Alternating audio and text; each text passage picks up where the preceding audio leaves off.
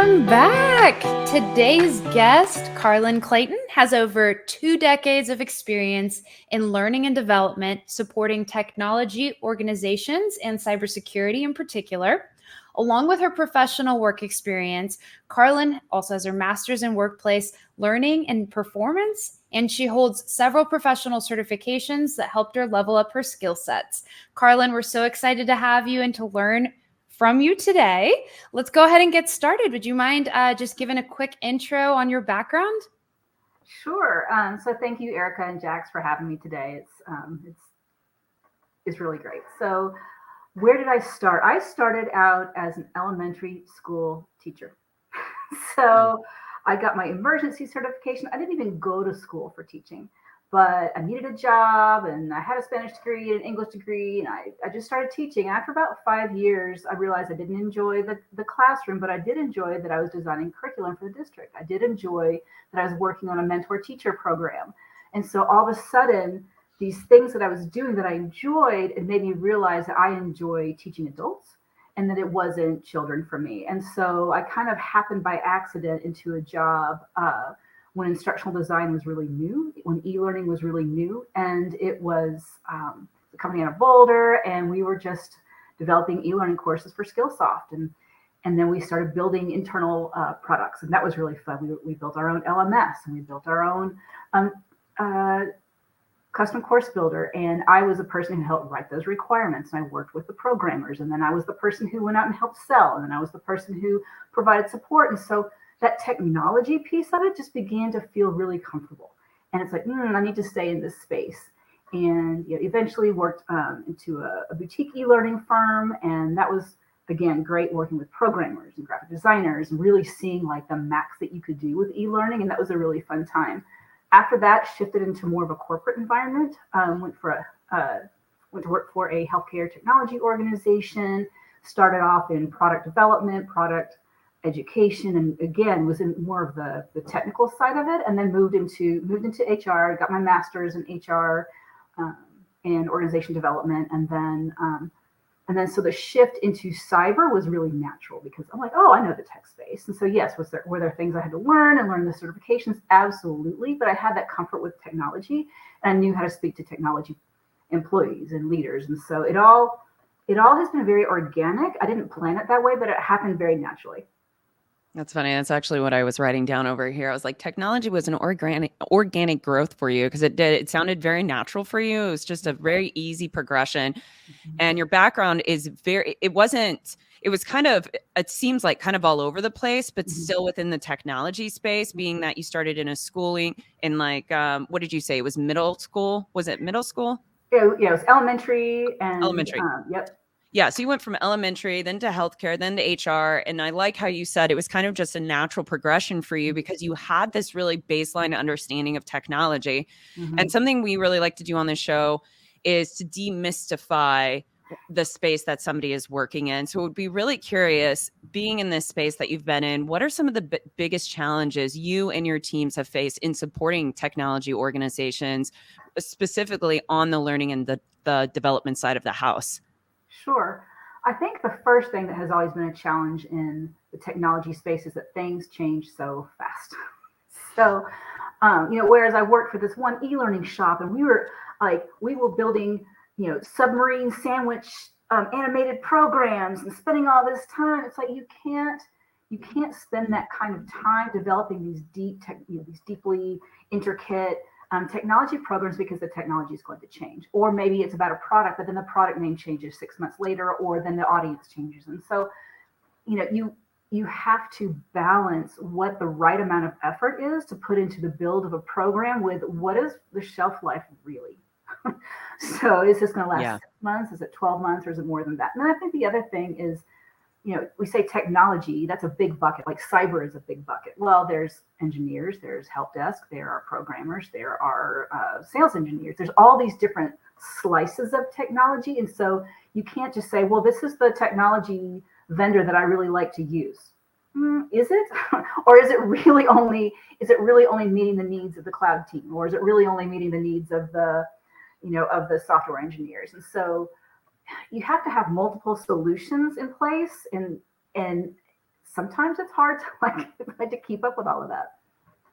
So a really quick follow-on question before I pass it over to Erika. I was really curious because you said something that kind of just hit me, was how it's constantly changing. And I'm curious, just really quickly, high-level thoughts on, what are your thoughts on, we're in this AI stage right now. AI is really taking over. It's doing a lot of shifting. I see it probably coming into this space of learning and development. Yes. How do you see the impacts of AI within the next 6 months? So AI is going to disrupt L&D. End of story. I think initially it's going to be more simple, and it's going to be, they can just, AI can just crank out a job aid for this kind of thing. And I think just spitting out some basic training, I think initially is going to be where it's headed. I think in the future where it's going to head, it's going to learn internal things. It's going to learn what are people searching for most often? What are people wanting to know? So it is going to learn internal workflows. And so that's traditionally been the L&D space. Well, yeah, sure, you know how to do X, but I know how to do it at this company, and I can help you do it at this company. And so I think that L&D practitioners are really going to have to understand how to leverage AI for the basic stuff, and then understand how to put it into the broader framework of the organization. Well said. Yeah, I think that'll be something to watch, as we continue. Because, everything that you just said, I definitely recall just even during learning framework basics. Oh, I get used to something, and then learning, hey, a change is coming, and it's going to disrupt the way that you knew how these controls all were laid out, and the way that you tested certain things is no longer applicable, or the technology that you thought that you were testing on-prem is no longer a thing. Mm-hmm. And so just that ever-changing landscape is so hard, I think, to keep up with. So I see that as such a huge challenge, not just for L&D, but for managers and for employees. It's like this full cycle issue that we're always trying to get ahead of. So I'm going to ask a question that's kind of like a peek behind the curtains type question. So I see and I hear people in the space that tell me, oh, my organization is just handing out memberships to, different online courses and programs, and that's what they're doing, right? That is their L&D. They're not really investing time into building their own programs. They're just saying, you know what, you're an employee. We've given you this thing. We're paying for it. It's up to you to kind of manage your own program and your learning path. And so my question is really, from an organization perspective, how does one make the decision on where to invest these different types of budgets and time, and how does that all kind of work, Karlin? Is that, just from a budgetary perspective, how do those decisions get made? That's a great question. So it's not easy. Coming up with any budget is not easy. I think where you need to outsource and look at subscription-based services is really technical content. To have an internal L&D team that would know how to, hey, we're going to build a new course on Python. That kind of deep expertise, I think, is not a valuable spend on an L&D side. I think that is much better spent externally. And you can say, well, this team needs this vendor, and these 3 teams need this other vendor, and you can kind of meet those technology needs, I think, by outsourcing. And people need to know what to do. They need to know what skills they need to do better in their job. And that's where an L&D team can really come into play. So, hey, great, we have cataloged this set of 15 courses that if you want to kind of go into this area over here in the organization, you don't have to take all 15 in any order. These are the ones that are going to get you the skills that you need. And what we're going to start seeing, I think, in the HR platform space is more and more HR platforms are cataloging skills and then aligning it with learning. And I think that that's going to help to build these career paths. And I think that the really, really big HR system companies, I think that they're going to get too big. And I think it's going to be more of these smaller add-on software platforms that are going to help the skill building, help build these paths so people know what to do. Because I think, Erika, there's a balance. I think people should take ownership of their career development. I don't think you should spoon feed anybody anything. And especially if you're, 2, 3, 4, 5, even 10 years early into your career, you do need some guidance. And so finding out how to guide people in the right way and give them some ownership, I think, is an interesting balance. coming off mute over here. So quick question before I jump into the other question. Do you think that leaders are born or can be like created or trained? I'm just curious. I've had so many conversations on this topic. I do think that certain people have some natural tendencies. I think certain people naturally are more comfortable in front of a large group, where they are naturally have some tendencies, and everyone has the potential and the opportunity to grow given the right expectations, the right targets, the right support. So I think that even people who believe that they may not be leaders, I think they can. And also, like, what is a leader? Does a leader mean that you are leading an organization at the CEO level, or does it maybe mean you're leading a small team? Does it maybe mean that you are a technology leader in your area, and that maybe you don't have direct reports, but you really are the technology leader there, and people come to you for support and for answers? So I think there are different kind of leaders. And so, are leaders born? Are they made? I think there's a little bit of being born, but I think that I would like to say that the make part is the more fun part. Yeah, I think I've always been a believer on they can be made, because if you have the right mentors, the individual has to want it and desire it, obviously. But I believe with the right desire, anything can be taught. That's I mean, you might have a little bit more challenge than other people. Like you said, certain people I think are natural at it and they just have it innately within them. But I think they can all be developed. So within the space, this is a really fascinating space, the learning and development, because it's really helping organizations and individuals really grow together. And I'm curious, from your experience leading teams in leadership roles and also across teaming with other high performing teams, what are some of the most valuable skills that you've seen of other leaders in the space? Is it really heavy on soft skills? Is it communication skills, their ability to really communicate? Maybe it's storytelling, being able to, because I think storytelling is important to get teams on board to understand what is your vision. But what would you see as the most valuable skill? Number one is the ability to build a relationship. Especially, I see a lot of individual people who go through coaching, and I've talked to a lot of my fellow coaching practitioners, and they're like, people come to us because they have relationship problems. So understanding how to build cross-functional relationships that are two-way, that are, I'm here, I'm going to listen to you, and I respect where you're coming from. And I'm also confident in sharing with you what I know. And having that reciprocity, building those relationships I think is absolutely number one. And beyond that, I think people underestimate the value of having a difficult conversation or giving tough feedback. You see teams where everyone, maybe they're afraid to share their feedback, and so they kind of get into this place where they can't make a decision because everyone's afraid to say the hard thing. So, or maybe it's more at the senior leader level where there's infighting because people, well, I want this thing and I want this thing, but nobody knows how to have a respectful back and forth conversation. And so I think that getting really comfortable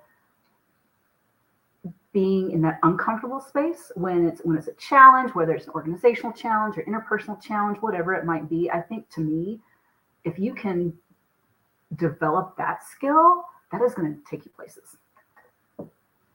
I think that's a great answer. And I love the get comfortable with being uncomfortable statement, because I just feel like that's where you do your most growth, like your biggest chunk of growth. Like that's where that comes, is when you're not, the most comfortable person, maybe leading a topic that you're not very well versed in, or maybe it's a new technology, or maybe you're in a room full of people that you don't know, talking about something that may be controversial, or maybe people are going to have different opinions or questions about, but like putting yourself out there. Maybe, Karlin, like your point about when I think about building the relationships, the thing that comes to mind is also trust. Yes. It's like this establishment of trust and respect, because I don't think that you have one without the other, right? And so if you are showing somebody that you're actively listening, that you are somebody that is, a go-to person, I think you're building these like organic bridges where you have go-tos across the organization. And if you learn to do that really, really well, like your span just becomes larger. Yeah. And that's when, things like influence can become possible, and where, you are a safe space for people that maybe don't feel as comfortable having the voice. So I think, it ties in kind of, Jax, to your question about like the leaders being born. It's like the nature versus nurture, right? There's so many different things that we can work on developing. But it seems like, establishing a solid foundation is really built on just, building the relationships, being a good communicator, actively listening, and then sharing the feedback, I think, is super, super important, because some of those toughest conversations build the strongest relationships, Yes. I feel like.